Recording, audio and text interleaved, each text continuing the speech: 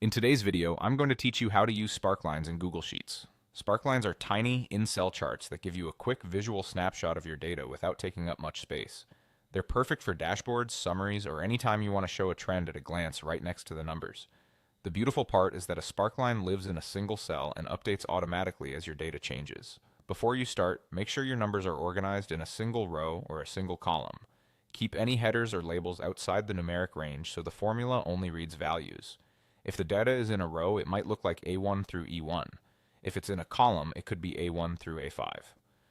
Consistent formatting and avoiding stray text in the range will help you get a clean result. To create your sparkline, click the cell where you want the tiny chart to appear. Then type a formula that references your data range. For a basic line sparkline across a row, you could use sparkline A1 E1. Hit enter and you'll see a small line chart appear inside that cell, reflecting the values across the range. If your data runs down a column, the same approach works with a vertical range, like equal sparkline A1 A5. The result is dynamic, so if any value changes in that range, the sparkline updates instantly. By default, this creates a line chart, which is great for showing trends over time. If you want a different look, you can include options directly in the same formula to format the sparkline. For example, to display vertical bars instead of a line, you might use equal sparkline A1 E1, a chart type, column.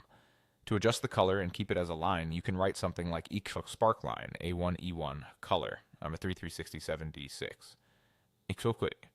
You can even combine options, for instance, equal sparkline A1 E1 chart type column color on a 3367D6. There's also a win-loss style that focuses purely on positive versus negative values. Sparkline A1 E1 chart type win-loss. Other useful tweaks include line width for thicker or thinner lines, and max or min to control the scale, all added within that same options block. If your sparkline looks cramped, widening the column or increasing the row height can make it more readable. Make sure your range contains only numbers. Blanks, text, or mixed formats can cause unexpected results or errors.